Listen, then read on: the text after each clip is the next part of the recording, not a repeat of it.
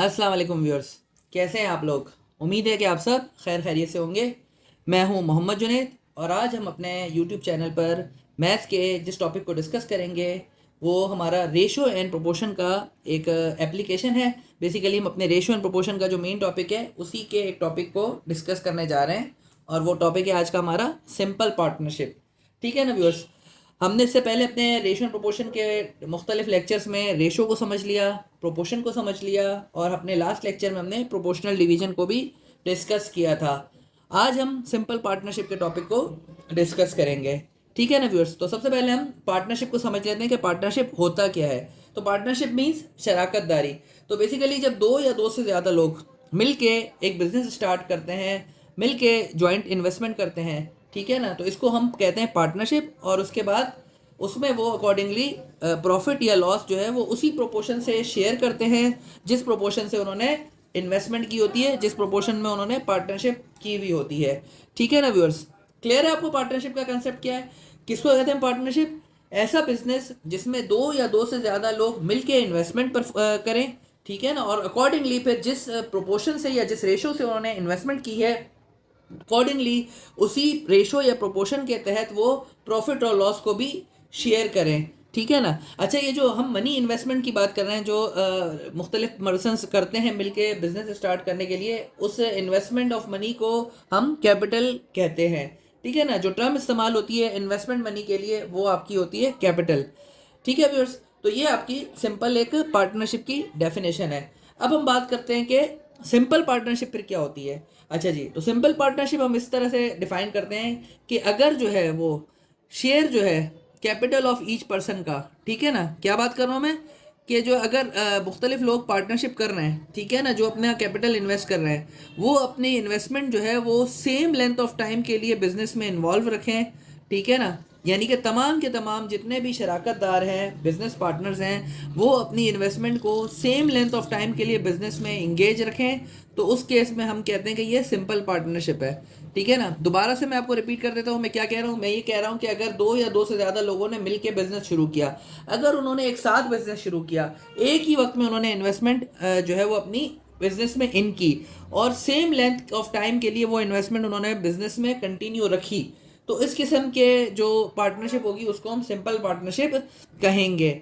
ठीक है ना? और इस केस में जब सिंपल पार्टनरशिप होगी तो इस केस में जो आपका जो प्रॉफिट या लॉस होगा वो किस हिसाब से शेयर होगा? वो शेयर होगा according to the ratio of their capital. ठीक है ना? यानी जिसने जितनी इन्वेस्टमेंट की है, जितने अमाउंट की इन्वेस्टमेंट की है, उस अमाउंट का जो रेशो होगा उसी के हिसाब से उनके दरमियान प्रॉफिट भी उसी रेशो के तहत जो है वो डिस्ट्रीब्यूट किया जाएगा। क्यों? क्योंकि सबकी इन्वेस्टमेंट एक ही टाइम के लिए है। ऐसा नहीं कि एक ने इन्वेस्टमेंट जो है वो स्टार्ट ऑफ द बिजनेस पे की और उसके 6 महीने बाद जो है वो दूसरा जो है वो पर्सन आया और उसने इन्वेस्टमेंट की। ऐसा नहीं है। तीनों पर्सनस, जैसे अगर तीन बंदों ने मिलकर बिजनेस स्टार्ट किया है तो तीनों बंदों ने इन्वेस्टमेंट एक ही वक्त में की, एक साथ की और उसके बाद बिजनेस शुरू किया। देन एक साल मुकम्मल हुआ या एक पर्टिकुलर लेंथ ऑफ टाइम मुकम्मल हुआ जिनमें तीनों की इन्वेस्टमेंट जो है वो इन रही सेम लेंथ ऑफ टाइम के लिए।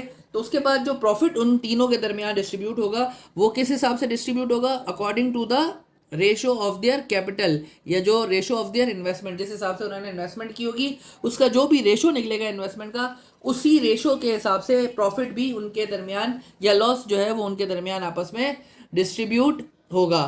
ठीक है ना व्यूअर्स? क्लियर है आपको ये पार्टनरशिप का कॉन्सेप्ट, सिंगल पार्टनरशिप का कॉन्सेप्ट?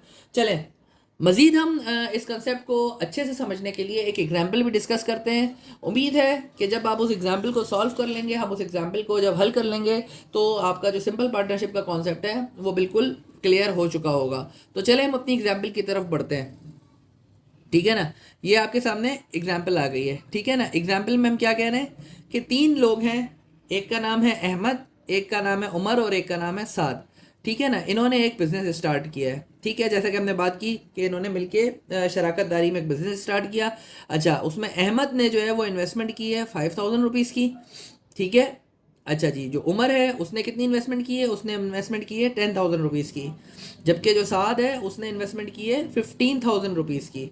ठीक है? तीनों ने मिलके बिजनेस स्टार्ट किया और एक साथ इन्वेस्टमेंट की।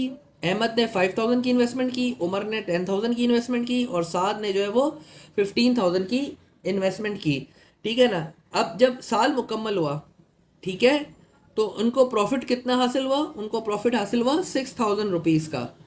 अब आपने क्या करना है, आपने अकॉर्डिंगली उस प्रॉफिट को इन तीनों के दरमियान डिस्ट्रीब्यूट करना है, ठीक है ना। और फिर डिवीजन करनी है आपने अहमद, उमर और साद के दरमियान according to their capital investment, ठीक है ना। जितनी जिसने इन्वेस्टमेंट की है उसी रेशो के हिसाब से उसको प्रॉफिट भी मिलना चाहिए, ठीक है व्यूअर्स। आपको सवाल क्लियर हो गया है। तो सबसे पहला काम हमारा क्या होगा, हमने कहा था चूंकि सेम लेंथ ऑफ टाइम के लिए इन्वेस्टमेंट इन रही है, तो इसका मतलब ये सिंपल पार्टनरशिप है। और जब सिंपल पार्टनरशिप है तो उसमें जो प्रॉफिट हुआ है, इस प्रॉफिट को आप किस तरह से शेयर करेंगे, according to the ratio of their capital. तो सबसे पहले हम क्या करते हैं, हम सबसे पहले अब काम ये होगा हमारा कि हम रेशो ऑफ द कैपिटल या रेशो ऑफ देयर इन्वेस्टमेंट निकाल लें। तो चले हम जो है वो रेशो ऑफ द इन्वेस्टमेंट की तरफ चलते हैं, ठीक है ना। तो सबसे पहले हम बात करते हैं, हमारे पास जो तीन बंदे हैं उनका हम नाम लिख लेते हैं। एक है अहमद, ठीक है ना। तो एक तो हमारे पास आ जाएगा अहमद का कैपिटल कि अहमद ने कितनी इन्वेस्टमेंट की, रेशो उमर का कैपिटल, ठीक है ना, क्योंकि उमर की इन्वेस्टमेंट कितनी है ये भी हमने देखना है। और तीसरा आ गया आपके पास साद की इन्वेस्टमेंट, तो हमने ये भी देख लेना है कि साद ने कितना कैपिटल इन्वेस्ट किया। क्यों, क्योंकि प्रॉफिट और लॉस जो है वो किस हिसाब से शेयर होगा, according to the ratio of their capital. तो हमें रेशो ऑफ देयर कैपिटल पहले निकालना ज़रूरी है।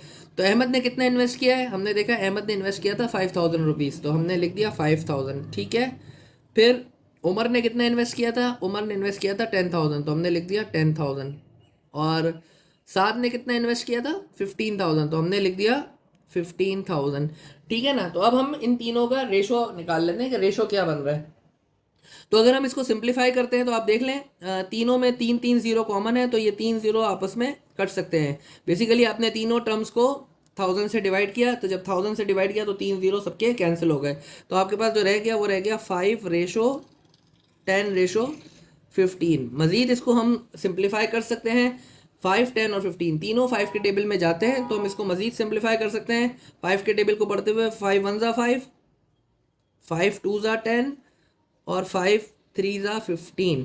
तो इसका मतलब जो आपका रेशो आ गया कैपिटल इन्वेस्टमेंट का वो कितना आ गया, 1:2:3, यानी अहमद, उमर और साद के दरमियान जो आपस में इन्वेस्टमेंट का जो रेशो है वो आ गया 1:2:3, ठीक है। तो आपने जो पहला स्टेप था वो आपने जो है वो कंप्लीट कर लिया, जिसमें आपको फाइंड आउट करना था ratio of the capital of all three investors, Ahmed, Umar and Saad. वो आपके पास आ गया 1:2:3। अब अगला स्टेप आपने जो करना है वो ये करना है कि इस रेशो के हिसाब से प्रॉफिट को डिस्ट्रीब्यूट करना है, जो कि कितना हुआ है 6,000 रुपीज़ का जो प्रॉफिट हुआ है, ठीक है ना। आपने 6,000 रुपीज़ के प्रॉफिट को डिस्ट्रीब्यूट करना है अमंग अहमद, उमर एंड साद के दरमियान, ठीक है ना। तो अब हमारा वही कॉन्सेप्ट यूज़ होगा जो हमने अपने प्रीवियस लेक्चर में प्रोपोर्शनल डिवीजन में समझा था। प्रोपोर्शनल डिवीजन में हमने यही बात की थी कि प्रोपोर्शनल डिवीजन क्या था, प्रोपोर्शनली डिवाइड करना, फेयर डिस्ट्रीब्यूशन करना among different people according to their entitlement या according to their desire ratio. तो यहाँ अहमद, उमर और साद की क्या क्या इंटाइटलमेंट बन रही है कि इस रेशो में आपने डिवाइड करना है टोटल प्रॉफिट को जो हासिल हुआ है, कि अहमद को उसका 1 इक्वल पार्ट मिले, उमर को उस प्रॉफिट का 2 इक्वल पार्ट मिले और साद को उस प्रॉफिट का 3 इक्वल पार्ट मिले। तो सबसे पहले तो हमने ये फाइंड आउट कर लेना है कि टोटल पार्ट्स कितने बनेंगे इस प्रॉफिट के। तो सिंपली हमने इन तीनों रेशोज़ को ऐड कर लेना है, तो 1 + 2 + 3 हो जाएगा, ठीक है ना। क्या कहा मैंने कि तीनों के रेशो को ऐड कर लेना है, क्योंकि हमें टोटल इक्वल पार्ट्स डिफाइन करने हैं या फाइंड आउट करने हैं, ठीक है ना। तो क्या करेंगे 1 + 2 + 3, तो ये कितना बन जाएगा 1 + 2 3 और +3 6 हो जाएगा, ठीक है ना। तो इसका मतलब जो आपका प्रॉफिट है, सबसे पहले तो ये बात आ गई कि उस प्रॉफिट को आपने 6 इक्वल पार्ट में डिवाइड करना है, ठीक है ना। तो जो टोटल प्रॉफिट है वो कितना है, वो है आपका ₹6,000। तो चूंकि आपका जो टोटल प्रॉफिट था वो था 6,000, तो आपने अब इसको कितने इक्वल पार्ट्स में डिवाइड करना है, आपने इसको 6 इक्वल पार्ट में डिवाइड करना है। तो जो एक पार्ट का आंसर आ जाएगा वो आ जाएगा, जब आपने 6 को 6,000 से डिवाइड किया तो आपके पास आ जाएगा 1,000 रुपीज़, ठीक है। तो इसका मतलब प्रॉफिट का जो एक पार्ट है वो 1,000 रुपीज़ आ गया है। और अकॉर्डिंग टू इंटाइटलमेंट आपने अहमद को कितना पार्ट देना है, 1 पार्ट देना है, उमर को जो है वो 2 इक्वल पार्ट्स देने हैं, और जो साद है उसको आपने 3 इक्वल पार्ट्स देने हैं, ठीक है ना व्यूअर्स, जो अभी हम सारे स्टेप्स कर रहे हैं, वंस आपने रेशो डिटरमिन कर लिया, उसके बाद आपने क्या करना है, अब इस रेशो के तहत इस अमाउंट को, जो टोटल प्रॉफिट वाला अमाउंट है, इसको आपने प्रोपोर्शनली डिवाइड करना है तीनों लोगों में according to this desire ratio या इंटाइटलमेंट। ठीक है ना, तो वही सारा कंसेप्ट जो हमने प्रोपोर्शनल डिवीजन में ऑलरेडी डिस्कस किया था, आगे वही रिपीट हो रहा है। ठीक है ना, तो हमने एक पार्ट की वैल्यू निकाल ली, टोटल प्रॉफिट का जो एक पार्ट है वो 1000 बन रहा है। ठीक है ना, ठीक है व्यूअर्स, तो हमारे पास जो अब तक हमने बात की, हमने कहा कि जो एक पार्ट ऑफ प्रॉफिट बना वो 1000 रुपीज बना। ठीक है, टोटल प्रॉफिट आपके पास 6000 है, और अब हमने अहमद, उमर और साद के दरमियान इस प्रॉफिट को प्रोपोर्शनली डिवाइड करना है। तो अहमद का कितना, अहमद प्रॉफिट शेयर कितना बन जाएगा, अहमद का जो प्रॉफिट शेयर है वो कितना बनेगा, चूंकि हमने कहा कि अहमद को जो है वो एक profit, one part of the profit 1000 है और अहमद को वन पार्ट ही मिलना है, तो अहमद का शेयर बन जाएगा इस प्रॉफिट में 1000 रुपीज़। ठीक है, फिर हम बात करते हैं उमर की। ठीक है ना, तो उमर का प्रॉफिट शेयर कितना बनेगा, उमर के लिए हमने कहा था कि उमर को कितना मिलेगा प्रॉफिट का, 2 इक्वल पार्ट्स मिलेंगे। तो एक पार्ट चूंकि 1000 के बराबर है, तो 2 इक्वल पार्ट्स मिलके बन जाएगा 1000 मल्टीप्लाई बाई 2, और वो बन जाएगा आपका 2000। ठीक है ना व्यूअर्स, और जो साद है उसका शेयर कितना होगा, साद का जो प्रॉफिट है उसका शेयर कितना बनेगा, चूंकि सात के लिए हमने बात की थी कि सात का जो कैपिटल में रेशो था, कैपिटल इन्वेस्टमेंट में जो रेशो था वो 3 पार्ट का था, तो इसको जो है वो आपके 3 पार्ट्स मिलेंगे। ठीक है ना, प्रॉफिट के 3 इक्वल पार्ट्स जो है वो सात को मिलेंगे, तो चूंकि एक पार्ट जो है वो 1000 के बराबर है, तो 3 पार्ट्स बराबर हो जाएंगे 3000 के। ठीक है ना, तो इस तरह हमने अपने जो प्रॉफिट था 6000 का, उसको अहमद, उमर और साद के दरमियान फेयर डिस्ट्रीब्यूट कर दिया, equally according to their entitlement, according to their investment जो है वो डिस्ट्रीब्यूट कर दिया। और कितना आया, अहमद के हिस्से में 1000 रुपीज़ आए, उमर के हिस्से में 2000 रुपीज़ आए, और सात के हिस्से में 3000 रुपीज़ आए। जब आप इन तीनों अमाउंट को ऐड करते हैं तो आप देखेंगे कि आंसर टोटल 3000 प्लस 2000 5000, और 5000 प्लस 1000 6000 बनता है, जो कि एक्चुअल टोटल प्रॉफिट के बराबर बनता है। ठीक है ना व्यूअर्स, तो इस तरह आपने जो टोटल प्रॉफिट था वो तीन बंदों के दरमियान आपस में डिस्ट्रीब्यूट कर दिया according to their entitlement, according to their investment share. ठीक है, उम्मीद है कि आपको ये सवाल अच्छे से समझ आ गया होगा। मज़ीद अपने कॉन्सेप्ट को बिल्डअप करने के लिए हम एक और क्वेश्चन एज एन एक्सरसाइज करते हैं। जी व्यूअर्स, ये प्रैक्टिस क्वेश्चन आपके सामने है स्क्रीन पर। ठीक है ना, अच्छा, इस क्वेश्चन को मैं चाहूँगा कि आप लोग खुद से अटेम्प्ट करें और जो है इसका आंसर आप खुद से निकालें। मैं क्वेश्चन आपको ब्रीफ कर देता हूँ। क्वेश्चन में कह रहे हैं कि हामिद, महमूद और अनस तीन लोग हैं जिन्होंने जो है वो इन्वेस्ट किए अमाउंट 2500 रुपीज़, 3000 एंड 3500 रिस्पेक्टिवली। यानी कि हामिद ने 2500 रुपीज़ इन्वेस्ट किए एक बिजनेस में, महमूद ने 3000 रुपीज़ इन्वेस्ट किए, और अनस ने 3500 रुपीज़ इन्वेस्ट किए ज्वाइंट बिजनेस में। ठीक है ना, एक साल गुजरने के बाद, ठीक है ना, देखिए आपने स्पैन ऑफ टाइम तीनों के लिए इन्वेस्टमेंट का एक ही है कि तीनों ने इन्वेस्ट किया और तीनों की इन्वेस्टमेंट को एक साल गुजर गया। एक साल गुजरने के बाद इनको प्रॉफिट मिला कितना, 5400 रुपीज़ का। आपसे क्या पूछा जा रहा है कि आपको बताना है share of each in the profit के, यानी तीनों का शेयर क्या होगा प्रॉफिट में, किसको कितना अमाउंट डिस्ट्रीब्यूट होगा, आपने ये फाइंड आउट करना है। तो चूंकि सिंपल पार्टनरशिप है, तो जो है प्रॉफिट जो है वो शेयर होगा according to the ratio of their capital. ठीक है ना, तो मैं उम्मीद करता हूँ कि ये सवाल आप लोग जो है वो खुद से अटेम्प्ट करेंगे, और जिस तरह से हमने एग्जाम्पल को डिस्कस किया है इसको भी आप उसी तरह से हल करेंगे। आप इस सवाल को अटेम्प्ट करें, हल करें, और उसके बाद जब आपके सामने आंसर आ जाए तो उस आंसर को आप हमारे सोल्यूशन से कंपेयर कर सकते हैं। मैं आपकी गाइडेंस के लिए सवाल को आगे हल करता हूँ। ठीक है ना, तो सबसे पहले स्टेप आपने क्या करना है, आपने रेशो ऑफ द इन्वेस्टमेंट निकालना है। ठीक है ना, तो सबसे पहले आप तीनों जो इन्वेस्टर्स हैं उनके नाम लिख लें। एक है हामिद, उसका कैपिटल कितना है, उसने कितनी इन्वेस्टमेंट की है, रेशो महमूद। ठीक है ना, महमूद का कितना इन्वेस्टमेंट है या महमूद ने कितना कैपिटल इन्वेस्ट किया है। और तीसरा है अनस। ठीक है ना, अनस ने कितना कैपिटल इन्वेस्ट किया है। आपने रेशो ऑफ देयर इन्वेस्टमेंट या रेशो ऑफ देयर कैपिटल सबसे पहले फाइंड आउट करना है।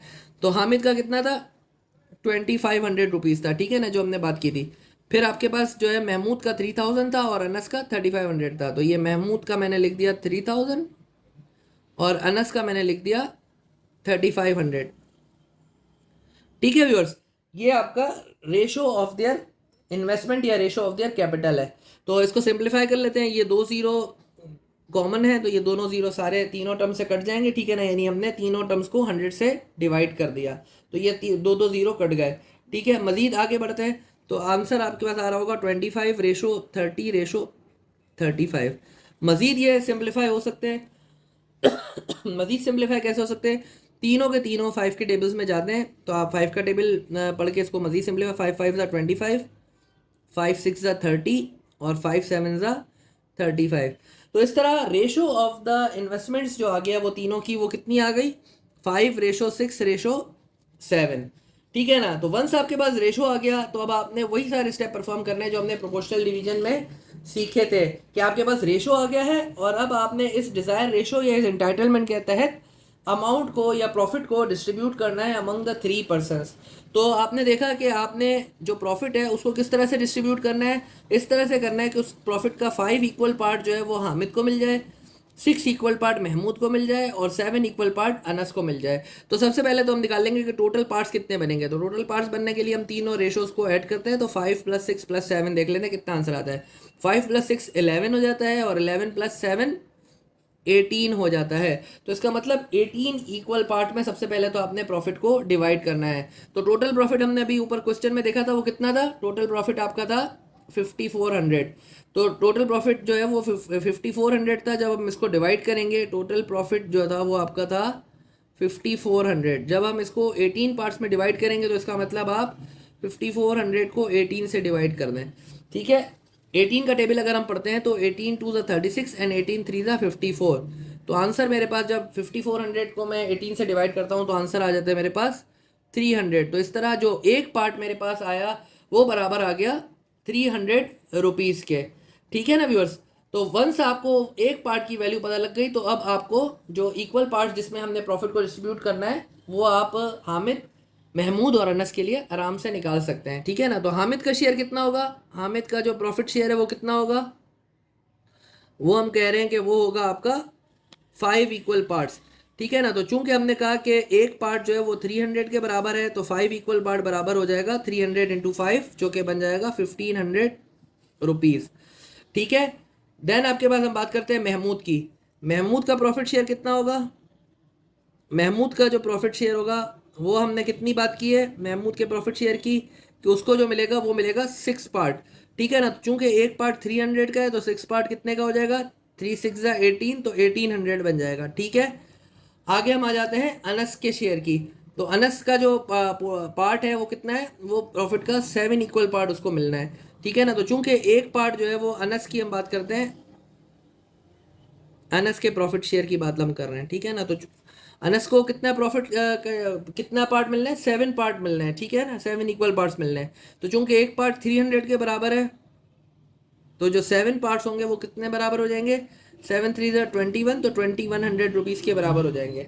तो इस तरह हमने 5400 जो अमाउंट था टोटल प्रॉफिट का उसको हमने हामिद, महमूद और अनस के दरमियान डिस्ट्रीब्यूट किया अकॉर्डिंग टू देयर कैपिटल या अकॉर्डिंग टू देयर इन्वेस्टमेंट। जितनी ज़्यादा इन्वेस्टमेंट की उसको प्रॉफिट में उतना ही ज़्यादा शेयर मिला। आपने देखा कि जो हामिद था उसने 2500 रुपीज़ इन्वेस्ट किए थे तो उसको प्रॉफिट 1500 मिला। महमूद ने चूंकि 3000 रुपीज़ इन्वेस्ट किए थे जो कि हामिद के मुकाबले में ज़्यादा थे तो इसीलिए प्रॉफिट भी उसको 1800 रुपीज़ मिला, ज़्यादा मिला। और जो अनस था उसने सबसे ज़्यादा इन्वेस्टमेंट की थी 3500 की जो कि हामिद और महमूद दोनों से ज़्यादा थी, इसीलिए उसको प्रॉफिट में भी ज़्यादा अमाउंट मिला 2100 रुपीज़ का, ठीक है ना व्यूअर्स। आंसर को वेरीफाई करने का तरीका वही है, चूंकि आपने प्रॉफिट को ही डिस्ट्रीब्यूट किया है अमंग 3 पर्सन्स तो जो इनका आंसर होगा वो इक्वल होना चाहिए टोटल प्रॉफिट के। तो आप अगर 2100 और 1800 और 1500 को ऐड अप करें तो आंसर आपका 5400 ही आना चाहिए तो ज़रा ऐड करके आप देखें, 2100 और 1800 ऐड करें कितना हो जाएगा, 21 में 18 जब आप ऐड करेंगे तो कितना हो जाएगा 3900 हो जाएगा और 3900 में मजीद 1500 ऐड करेंगे तो 39 + 15 कितना हो जाएगा 39 तो 49 और 54। तो ये आंसर इसका आपका 5400 ही आ रहा है। तो इसका मतलब आपने प्रॉफिट को सही तरीके से फेयर डिवीजन के तहत according to their entitlement distribute कर दिया है। तो व्यूअर्स उम्मीद है कि आपको सिंपल पार्टनरशिप का जो आज का हमारा टॉपिक था वो अच्छे से समझ आ गया होगा। अगर आपको आज का हमारा लेक्चर अच्छा लगा तो लेक्चर को लाइक भी कीजिए और हमारे चैनल को ज़रूर सब्सक्राइब कीजिए। साथ साथ हमारे इस चैनल को आप अपने फ्रेंड्स कोलीग्स के साथ भी शेयर कर सकते हैं। व्यूअर्स, अगर कोई सवाल आपने पूछना हो तो आप कमेंट सेक्शन में हमसे सवाल भी पूछ सकते हैं। चलिए व्यूअर्स, अपना बहुत ख्याल रखिएगा। अस्सलाम वालेकुम।